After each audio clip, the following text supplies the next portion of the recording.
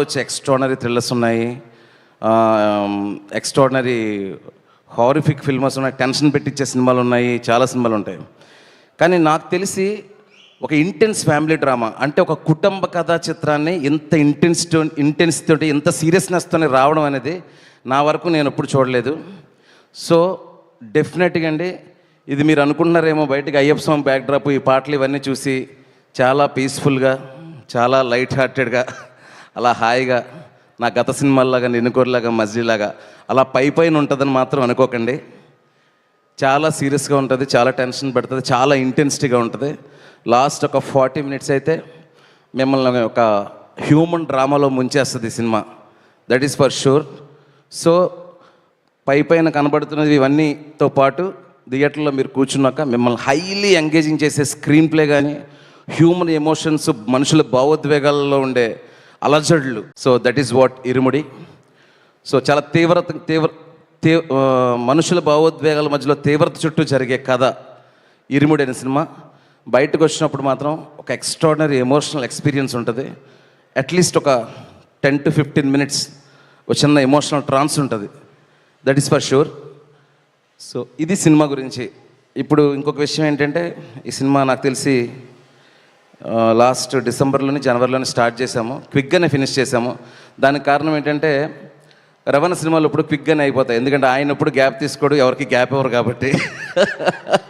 So ఏంటంటే నేను కూడా కొంచెం ఫాస్ట్గానే చేసే మనిషిని కాబట్టి ఒకసారి కథ అనుకున్న తర్వాత సీలేరు వెళ్ళి 40-45 రోజులు బ్రహ్మాండంగా రియల్ లొకేషన్స్లో అంత కంఫర్టబుల్ ఆర్టిస్టులు, రవణ ఇచ్చే ఫ్రీడమ్ కానీ, అలాగే మా ప్రియ, సాయి అన్న, నక్షత్ర, ఎవ్రీ ఆర్టిస్ట్ అందరం కూడా ఏంటంటే ఒక కథను నమ్మి ఈ కథ మనం ఎలా అయితే ప్రేమించామో, ఎలా అయితే చూసామో అలా చూపించాలి ఆడియన్స్కి అని ఒక్కటే ఇంటెన్షన్ తప్ప వేరేది ఇంకేం లేదు.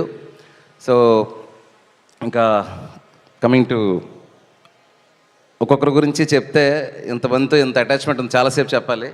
నాకు మనసుకి ఏమనిపించింది వాళ్ళని తలుచుకోగానే ఏమనిపిస్తుందో అది చెప్పేస్తాను. ఫస్ట్ రవణ మీ గురించి అందరిలాగే ప్రతి ఒక్కరూ ఫస్ట్ చెప్పేది అంటే రవణ నేను కాలేజ్ టైంలో ఇక్కడి నుంచే మొదలు పెడతాను, ప్రతి ఒక్కరు బోర్ కొట్టేసి ఉంటుంది ఆయనకు కూడా. కానీ నాకు ఏంటంటే అండి, రవణ నేను ఈడియట్, అమ్మ నాన్న తమిళ అమ్మాయి నుంచి నేను డైరెక్టర్గా అయిన తర్వాత కూడా ఎప్పుడైనా చేస్తే ఒక యాక్షన్ కమర్షియల్ ఎలిమెంట్స్ ఉంటూనే ఒక మంచి మాస్ ఫిల్మ్ చేస్తానేమో నేను కూడా అనుకున్నా. కానీ రవణ లాంటి ఒక పర్ఫార్మర్తో ఇలాంటి సినిమా చేయడం నాకు చాలా గర్వంగా ఉందన్న. అంటే మొన్న ట్రైలర్ వచ్చిన తర్వాత అందరూ రవణని ఇలా చూపించారు అలా చూపించారంటే దట్ ఈస్ ఫైన్. ఒక ఆడపిల్లని కాపాడే పాత్రలో రవణని ఇంత ఇంత ఇంత క్యారెక్టర్కి స్టిక్ చేసి అలా చేసావు శివ, ఆల్ రెస్పెక్ట్ యూ అని చెప్పినప్పుడు నాకు అది కిక్కిచ్చింది అన్న నాకు. యా. సో దాని తర్వాత ఏంటంటే ఫస్ట్ కట్టు సాంగ్ అయినప్పుడు నేను చెప్పా అన్న షట్టది, ఆయనకు తెలీదు ఈ మాలలు స్వాములు ఎలా ఉంటారు అనేది అంత ఐడియా లేదు. నేను క్లియర్గా చెప్పేవాడిని, చాలామంది చూస్తుంటారన్న వాళ్ళందరూ చాలా కనెక్టెడ్ కదా అది అన్నప్పుడు ఏం చేయాలి, షర్ట్ తీసేయాలని.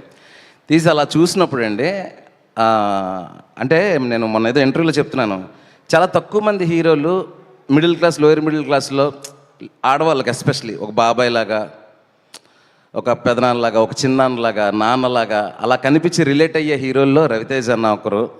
సో ఎప్పుడైతే తీసి కట్టు సాంగ్గా హుక్ స్టెప్ వేశారో నేను అనుకున్నా పని అయిపోయింది, ఇక్కడి నుంచి తిరగలేదు, కనెక్ట్ అయిపోతారు అని అనిపించింది.